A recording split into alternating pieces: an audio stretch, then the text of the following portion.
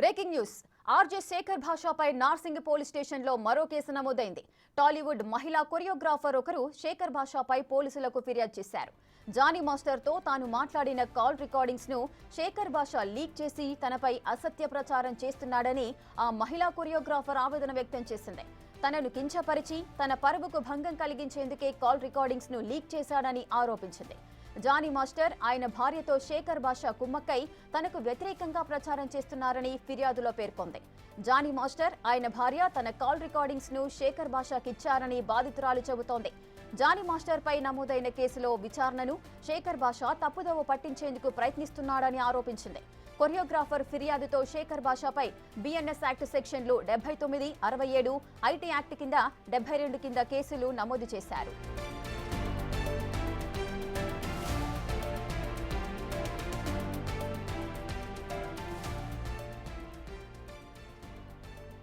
ఇక శేఖర్ భాషపై కేసు నమోదైనట్లుగా తెలుస్తుంది. దీనికి సంబంధించిన పూర్తి డీటెయిల్స్ మా ప్రతినిధి రానా లైవ్ లో అందిస్తారు. రానా, శేఖర్ భాషపై ఒక మహిళా కొరియోగ్రాఫర్ ఫిర్యాదు చేసినట్లుగా తెలుస్తోంది. డీటెయిల్స్ ఏంటి? మనతో పాటు ఇప్పుడు బిగ్ బాస్ ఫేమ్ శేఖర్ భాష ఉన్నారు.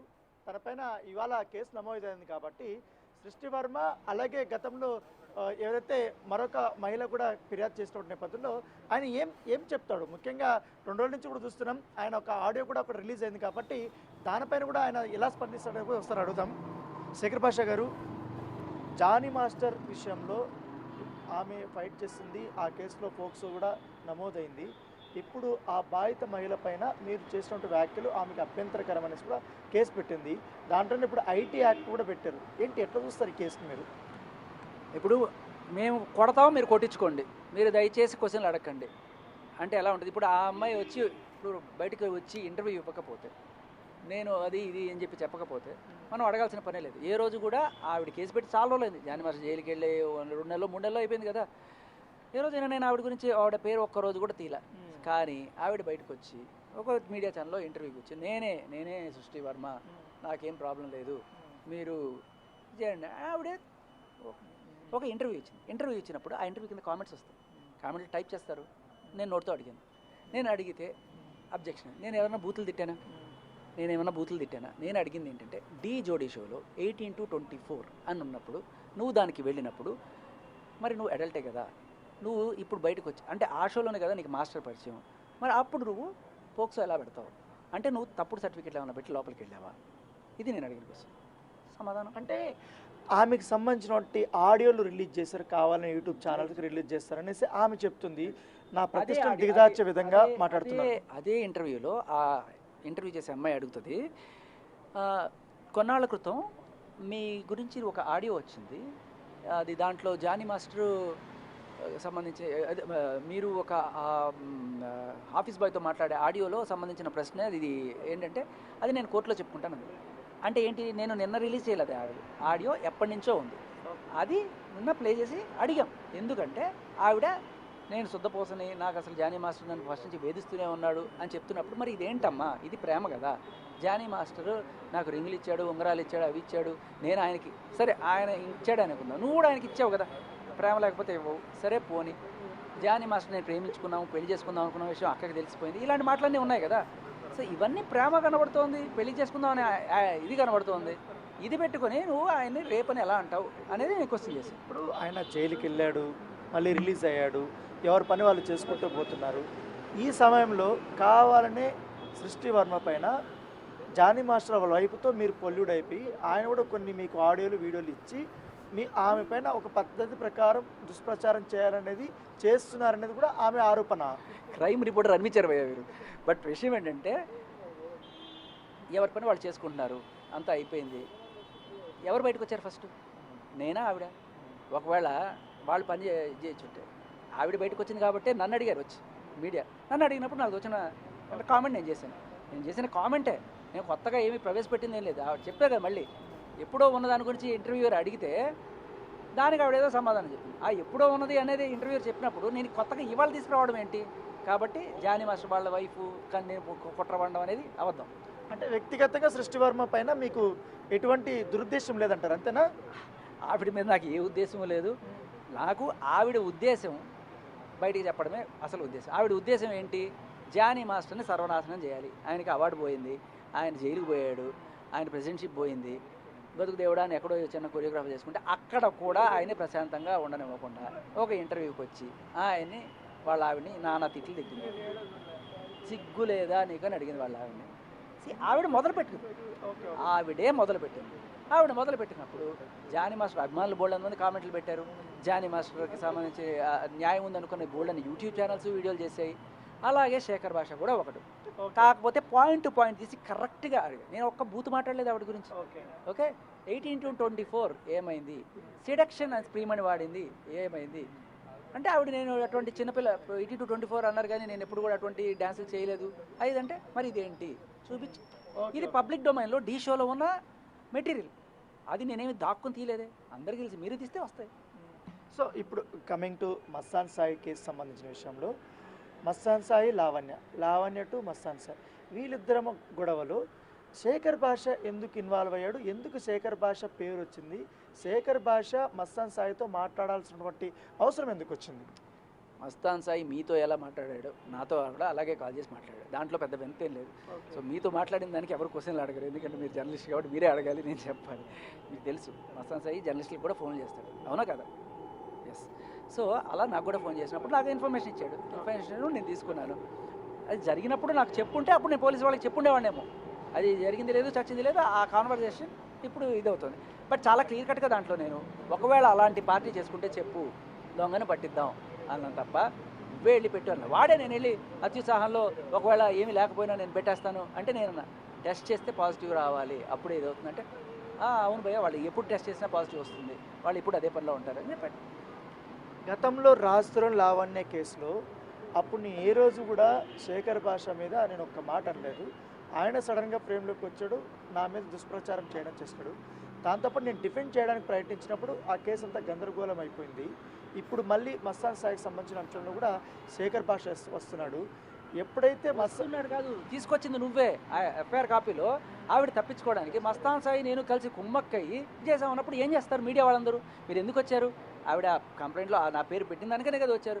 మళ్ళీ నేను ఇప్పుడు నా మీద బుర్ర తీసి నువ్వు కడుక్కోకు, నేను కొడతాను, నువ్వు కొట్టించుకోండి అట్లా. నువ్వు చేసావు కాబట్టి మీడియా వచ్చి నన్ను అడిగింది, నన్ను అడిగారు కాబట్టి నేను చెప్తున్నా. నేను ఇది అప్పుడే చెప్పేవాళ్ళకి, భయ్యా మీరు కనుక బయటకు వచ్చి మీడియా ముందు డ్యాన్స్లు వేస్తే ఖచ్చితంగా వాళ్ళు వచ్చి నన్ను అడుగుతారు, తర్వాత నేను చెప్పాల్సింది చెప్తాను. కాదు, ఇప్పుడు మీరు చూసింటారు కదా 2 రోజుల నుంచి మస్తాన్ సాయికి సంబంధించినటువంటి ఆగడాలని, మీకు ఒక ఇన్ఫర్మేషన్ వచ్చింది. నేను ఫస్ట్ పాయింట్ ఇలాంటి దరిద్రాన్ని చూడను కూడా చూడను, నాకు అసహ్యం ఆ న్యూడ్ వీడియోలు. వాళ్ళు ఎవరు, అది లావణ్య ఎవరు చెప్పారు? కేవలం 2-3 4 అమ్మాయిలకు సంబంధించి మాత్రమే ఉన్నాయనేసి మీకు ఎవరు చెప్పారు? ఇంకా ఇప్పుడు పోలీసుల కన్ఫర్మేషన్ ఒకలాగుంది, మీరు చెప్తున్నటువంటి వర్షన్ ఒకలాగుంది. మీకు ఎవరు చెప్పారు? మస్తాన్ సాయి చెప్పారా? అసలు నాకు అసలు ఇప్పుడు ఇటువంటి డిస్కషన్ అనేది మస్తాన్ సాయితో లేదు. అండ్ ఎవరితో పెట్టాలి కూడా అనుకుని అసలు ఆ పదాలు తీయాలన్న అది చాలా చిరాగ్గా ఉంటుంది. అక్కడ న్యూడ్ వీడియోలు అది చూడాలని కూడా, ఎందుకంటే వేరే పురుషుల హక్కుల కోసం పోరాడు పురుషులు ఎవరు కూడా అన్యాయంగా దేంట్లో ఇన్వాల్వ్ అవ్వకూడదు అనేది కూడా మీ ఇది కదా. మహిళలు కూడా వాళ్ళు అట్లనే భావిస్తారు కదా, ఏ కారణము లేకుండా వారు బయటకు ఉన్నారు కదా, మీరు ఎందుకు అట్లా ఆలోచించలేకపోయినారు అనేది. ఖచ్చితంగా అలా ఆలోచిస్తాను. ఏ మహిళకైనా సరే అన్యాయం జరిగితే ఆ అమ్మాయి వచ్చి కేసు పెట్టాలి. కానీ ఆ అమ్మాయికి అన్యాయం జరిగిందని వాళ్ళ ఫోటోలు వీడియోలు ఈ అమ్మాయి బయట పెట్టి నాకు అన్యాయం జరిగింది అని చెప్పి నీ ఫోటోలు పక్క తెప్పించి వాళ్ళని చూపిస్తున్నావు అంటే దాని అర్థం ఏంటి? వాళ్ళ ప్రతిష్ట దిగజార్చడానికి నువ్వు పన్నిన పన్నాగం. ఇది క్లియర్ కట్గా ఎప్పటికైనా బుర్రనోటికి అర్థమైపోతుంది. ఏ మహిళ సరే, నేను మహిళని అనుకోండి, నా న్యూడ్ ఫోటోలో ఏదైనా హార్డ్ డిస్క్ దొరికింది అనుకోండి, అది సార్ మీడియా గారు నా చూడండి నా న్యూడ్ ఫోటోలు దీంట్లోనే వాడు ఎంత నీచులో చూడండి అంటానా, నేను డిలీట్ చేసుకుంటారా? ఇప్పుడు ఎగ్జాక్ట్లీ మై పాయింట్ అది. తను ఏమంటుందంటే మస్తాన్ సాయి పరిచయం కాకముందు నా మీద ఎటువంటి కేసులు లేవు, ఎప్పుడైతే మస్తాన్ సాయి పరిచయం అయ్యాడో అప్పటి నుంచి ఇవన్నీ నా లైఫ్లో జరిగాయి. నా లైఫ్లో జరగడానికి, నేను జైలు పాలు కావడానికి కారణం మస్తాన్ సాయే కాబట్టి, నా లైఫ్ ఇట్లా అయింది కాబట్టి నేను అతని మీద ఫోకస్ పెట్టాననేసి ఆమె చెప్తుంది. దాంతోపాటు మస్తాన్ సాయి నా వీడియోలు కానీ ఫోటోలు అవన్నీ పెట్టుకున్నాడు, తన హార్డ్ డ్రైవ్లు ఉన్నాయి, నాకు కనపడిన తర్వాత మాత్రమే ఇష్యూస్ స్టార్ట్ అయ్యాయని ఆమె చెప్తుంది. మస్తాన్ సాయి సరే ఏదో ఒక తప్పుదారి పట్టి రాజ్ తరుణ్తో ఏంటి భార్యగా ఉందాం అనుకుని ఏదో ఒక దాంట్లో లోబడి మస్తాన్ సాయితో ప్రేమలో పడి అనుకుందాం పోని. మస్తాన్ సాయితో ఆవిడకున్న రిలేషన్ ప్రేయసా లేకపోతే ఇంకోట? ఈ కాల్ విని మీరు చెప్పండి. ఓకే, ఇదే మాటలు మాట్లాడతాను, ఇలాగ లంచం డబ్బులు ఇచ్చి మాట్లాడు, పడుకున్న దాంతో డబ్బులు ఇవ్వకుండా ఈ వాయిస్ అన్నీ అందరూ విన్నాము, మనం కూడా ప్లే చేసాం. కానీ ఇప్పుడు నా పాయింట్ ఏంటంటే శేఖర్ భాష గారు, నా వ్యక్తిగత వీడియోలు రిలీజ్ చేస్తారన్న భయంతో ఇన్ని రోజులు నేను మొత్తం అంతా కూడా పోరాడాను. ఇప్పుడు అదే వీడియోలు అన్ని యూట్యూబ్లో కనపడుతున్నాయి. నేను భయపడుతుంది దీనికి ఇదే కదా అనేది. ఆవిడే కదా హార్డ్ డిస్క్ ఇచ్చుకుంది. ఇప్పుడు ఇన్ని ఛానల్స్ లో మీ నుంచి వచ్చాయనంటుంది ఆవిడ తన వీడియోలు. భయ్యా నేను ఈ న్యూడ్ వీడియోలు చూడడానికే చాలా చిరాకు ఉంటుంది. నేను ఏమన్నా ఉంటే ఆడియో కాల్స్ మాత్రమే ఎన్నాళ్ళు ఇచ్చాను. ఒకవేళ ఈ వీడియో డ్రగ్స్ కొడుతున్న వీడియోలు ఉంటాయి తప్ప ఈ న్యూడ్ వీడియోలు వాటి మీద ఎవరికి నాకేమీ ఇంట్రెస్ట్ లేదు, ఎవరికి ఇవ్వను కూడా. అలాంటి ఉన్నా కూడా డిలీట్ చేసి అవతల వాడేస్తే నాకు వేరే ఇది చేయడానికి లేదు. సో మీరు ఎప్పుడైనా గమనిస్తే ఇటువంటి పర్సనల్ వాళ్ళు ఏమీ లేదు. ఆవిడ డ్రగ్స్ చేస్తోంది, డ్రగ్స్ అలవాటు చేస్తోంది. ప్రధానమైనటువంటి ఆరోపణ ఆమె మీద డ్రగ్స్ సంబంధించిన అంశం పైన, లేకపోతే ఇంకా ఏమైనా ఇతర అంశాలా? అన్నీ ఉన్నాయి కదా. నాకు ఆరోపణలు గీరోపణలు లేదు. ఆవిడ నా మీద బురదేసింది, నేనేదో ఆవిడకి బలవంతంగా పట్టించడానికి చేశాను. ఇప్పుడు ఎగ్జాక్ట్ మీరు అదే చెప్తున్నారు. ఇప్పుడు మీరు మస్తాన్ సాయితో మాట్లాడారా? మస్తాన్ సాయితో ఆ ఇంట్లోకి రావడానికి పర్మిషన్ ఇప్పిస్తానని, ఎంట్రీ ఎట్లాగని ఇప్పిస్తానని చెప్పారు. ఇవాళ అదే నార్కోటిక్ పోలీసులు కానీ గుంటూరులో సోదాలు జరుగుతున్నాయి. వారు ఎక్కడి నుంచి డ్రగ్స్ తీసుకొచ్చారు, తర్వాత కాజాద్కి ఎంతవరకు క్వాంటిటీ వచ్చింది, ఇప్పుడు అతను ఎట్లా పారిపోయాడు అనే దానిపై కూడా నాకు తెలియదు. ఏంటి కథ? సుబాని హోటల్కి సంబంధించి గుంటూరులో సుబాని హోటల్ చాలా ఫేమస్. వారి కుమారుడు, యజమాని చనిపోయాడు కదా, వాళ్ళ కుమారుడు కాజా, మస్తాన్ సాయి ఇద్దరు ఫ్రెండ్స్ డ్రగ్స్ వ్యాపారం చేస్తున్నారు. ఇదే 50 గ్రాముల పైన డ్రగ్స్ వాళ్ళ ఇంట్లో పెట్టి ఆమెని 20 ఏళ్ల పాటు జైల్లో పెట్టడానికి కుట్ర పన్నారు. దాంట్లో శేఖర్ భాష ఇన్వాల్వ్ అయ్యారు. ఆ ఒక్క ఆడియో ఇప్పుడు బయటపడింది అనేది ఆమె ఆరోపణ. ఓకే, నాకు ఆ కాజా ఎవడో తెలియదు మీరు చెప్పేదాకా, ఫస్ట్ పాయింట్. ఇంకోటి ఏంటంటే మీతో మాట్లాడారు కదా, ఏంటి ఆ ఎక్స్పర్ట్స్ ఎవరు? నాకు అసలు ఐడియా కూడా లేదు అది ఎవరో. క్లియర్ కట్గా అది ఆ విషయంలో నాకు ఎందుకో ఎడిట్ చేసి పెట్టారనిపిస్తుంది. ఆ ఎడిటింగ్లో కూడా చాలా టెక్నికల్ చేశారు. బట్ వాట్ ఎవర్, నేను చాలా క్లియర్ కట్గా మస్తాన్ సాయి వాళ్ళు అలాంటి పార్టీ చేసుకుంటే చెప్పు, పోలీసులకు పట్టిద్దాం అనేది. దొంగను పట్టించడం కరెక్టా కాదా, అదే నేను ట్రై చేశాను. మీరు ఒకవేళ చేసుకుంటే రెడీ హ్యాండెడ్గా పట్టించాలని మీ అభిప్రాయం, అంతేనా? అంతే. అంటే ఏంటి ఇప్పుడు ఎట్లా చూస్తారు? మస్తాన్ సాయి మీద ఇంత ఆరోపణలు వస్తున్నాయి, ఆయన చేసిన ఆకృతాలపైన.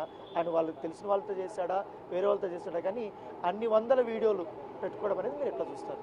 భయ్యా నా ఫోన్లో కూడా 100 వీడియోల పైన ఉంటాయి. 100 వీడియోల్లో 100 అమ్మాయిలు ఉన్నారా? పోలీసులు కన్ఫర్మ్ చేసిన తర్వాత మనము వాళ్ళు వీళ్ళు చెప్పి, అయ్యో అసలు ఫస్ట్ ఆఫ్ ఆల్ పోలీసులు అదే నన్ను నిజంగా నేను ఇది అడుగుతున్నాను. పోలీసులు కనుక నువ్వు హార్డ్ డిస్క్ ఇచ్చుంటే పోలీసులు మీడియాకి ఇస్తారా? ఒక అమ్మాయి న్యూడ్ వీడియోలు ఇవ్వరు కదా. సో కాబట్టి దాంట్లో ఎన్ని వీడియోలు ఉన్నాయి అనే విషయంలో చూసిన మీడియా ప్రతినిధులు ఎవరైతే ఉన్నారో వాళ్ళు చెప్పిందే నేను పోలీసులని మనం అడగలేము ఎన్ని ఉన్నాయి సార్ అని. మీరు చెప్తున్నాను బట్టి నాకు మీడియా మిత్రులు చెప్పింది 4 అమ్మాయిలు ఉన్నారు, ఆ 4వి 200 వీడియోలు ఉన్నాయి. అందులో ఒకళ్ళు వాళ్ళ ఆవిడ, ఇంకొకళ్ళు గర్ల్ ఫ్రెండ్, వాళ్ళ 4 ఓవర్ పీరియడ్ ఆఫ్ టైం ఎప్పుడో దాచుకున్నాడో అవి వాళ్ళు బయటపెడుతున్నారు. సో ఈ కేసుల్ని మీరు ఎదుర్కొంటారా? ఇప్పుడు మీరు ఫైట్ చేస్తారా లీగల్గా? ఏం చేస్తాం ఇప్పుడు? సాక్ష్యాలు బయట పెడితే కేసులు పెడుతున్నారు, ఏదైనా ఒపీనియన్ చెప్పినా కూడా కేసులు పెడుతున్నారు.